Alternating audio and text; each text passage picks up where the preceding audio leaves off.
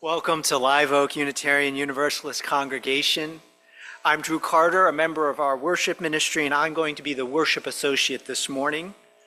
Our service is a multi-generational participatory worship experience with a play organized by our religious exploration coordinator, Christina Boardman. Thank you, Christina. Our congregation is one of respect and inclusion. We accept all people as they are, growing toward who they might become. And we believe that our becoming happens better in community. And we welcome all those who hunger for a spiritual home of acceptance and love. We acknowledge that many of us are located on the land of the Chumash peoples. We honor the Chumash and the indigenous caretakers of these lands and waters, the elders who lived here before, the peoples today, and the generations to come. On this morning, when lights are so precious, we join Unitarian Universalist congregations around the world in lighting a chalice. The symbol of the lighted flame in a chalice unites members in worship and symbolizes our faith in action. It represents the warmth of community and the flame of hope. The flaming chalice, like our faith, stands open to receive new truths that pass the tests of reason, justice, and compassion. Thank you for joining us this week in the middle of this holiday season. Tonight is the 7th night of Hanukkah. This morning is the winter solstice. And so we are going to begin our service with a poem by Rebecca Ann Parker called Winter Solstice. Perhaps for a moment the typewriters will stop clicking. The wheels stop rolling, the computers desist from computing, and a hush will fall over the city. For an instant in the stillness, the chiming of the celestial spheres will be heard as the earth hangs poised in the crystalline darkness, and then gracefully tilts. Let there be a season when holiness is heard and the splendor of living is revealed. Stunned to stillness by beauty, we remember who we are and why we are here. There are inexplicable mysteries. We are not alone. In the universe, there moves a wild one whose gestures alter the earth's axis toward love. In the immense darkness, everything spins with joy. The cosmos enfolds us. We are caught in a web of stars, cradled in a swaying embrace, rocked by the holy night, babes of the universe. Let this be the time we wake to life, like spring wakes in the moment of winter solstice. Welcome to Your Spirit Play. This year we are doing the Latke Who Couldn't Stop Screaming, A Christmas Story by Lemony Snicket and adapted for stage by Reverend Julia at the Downtown Church, used here with permission. Now we have a number of the roles cast for the play, mostly the ones with more than 3 lines, but if you want a very low commitment way to get involved, we are seeking volunteers to come up here and try they'll get a very simple costume. You'll also get all of your lines in 18-point font. And all you have to do is listen for the line before your highlighted line and then read your highlighted line. So we'll be recruiting some people in just a minute. Now, as we go into our play, we're going to sing Hanukkah, O Hanukkah, and imagine a snowy village-scape.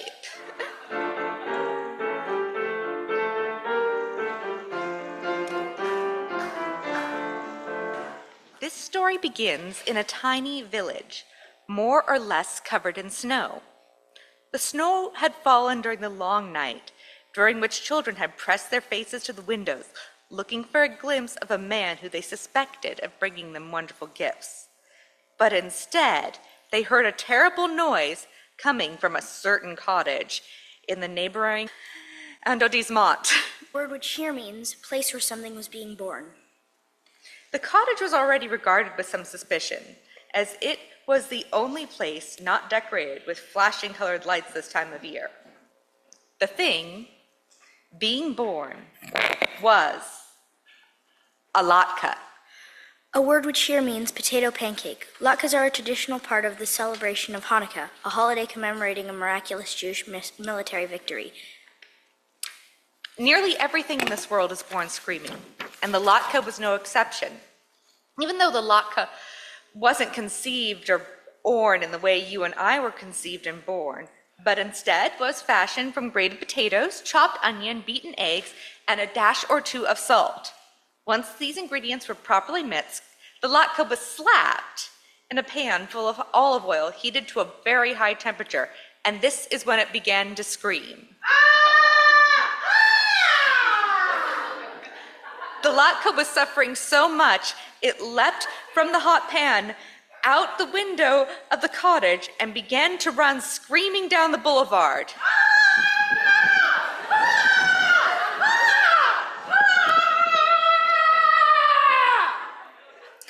This may seem like unusual behavior for a potato pancake, but this is a Christmas story in which unusual things tend to happen.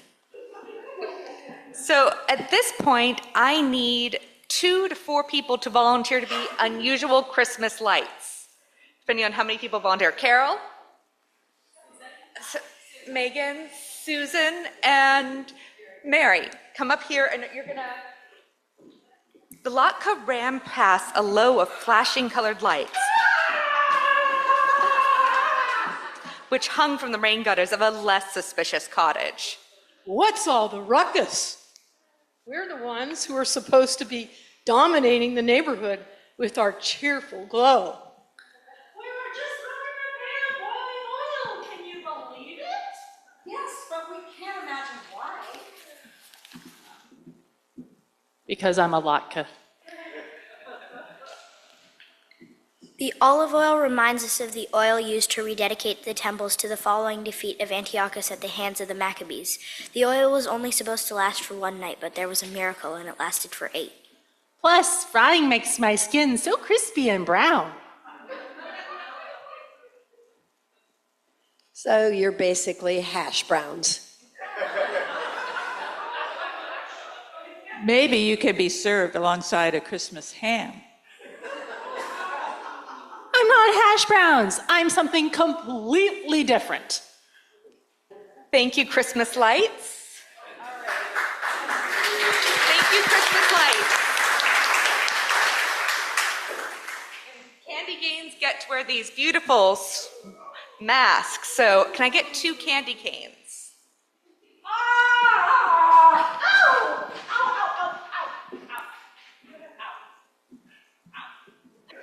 I'm trying to sprinkle the night air with my peppermint scent.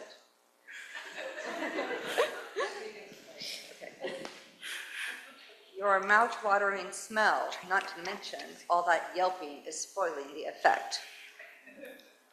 Mouth-watering smell is part of the cozy feeling of Hanukkah. It reminds us that things are better now than they were in 175 BCE, when some people were not allowed to practice their religion. In order to study the Torah, they had to hide out in small caves, and when they heard Greek soldiers approach, they pretended they were gambling with a small spinning top called a dreidel. Sort of like Joseph and Mary hiding out in the manger. Someone should write a Christmas carol about you. I'm not part of Christmas. It's like a totally different thing.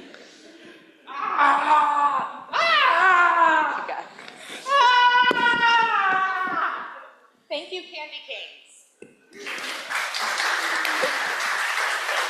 The screams of the latke grew quieter and quieter as the pancake ran out of the village into the surrounding forest. Its utter fury was unabated. A phrase which here means the latke was still very annoyed at the objects to whom it had spoken. But it was quite tired, so it decided to rest for a few minutes beneath the branches of the little pine tree. The pine tree was napping, but it woke up at the sound of an object plopping down at its feet. Are you a present? Presents are pretty much the only thing allowed to sit beneath me this time of year. presents aren't really a big part of Hanukkah.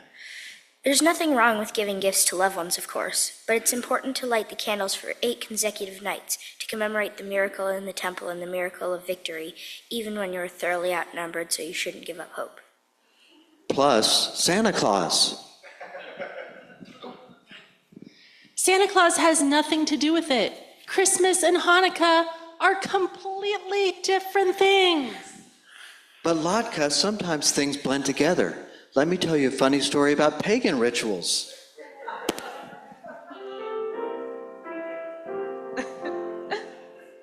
Oh, Christmas tree, how lovely are thy branches. But before the Christmas tree could begin its story, a family came trooping through the snow, searching the forest carefully. Who has the first thing? We shouldn't have waited until the last minute to get ready for the holiday. We'll never find a good one. You shouldn't give up hope. Look, It's perfect. beautiful. Such a marvelous shape. And its skin looks so crispy.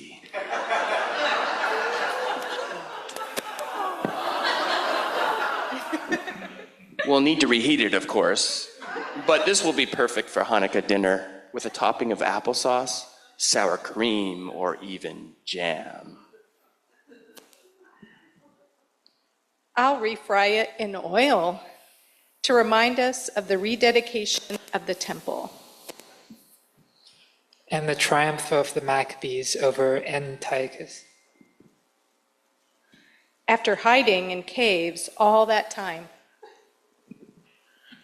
What was I thinking bringing this axe?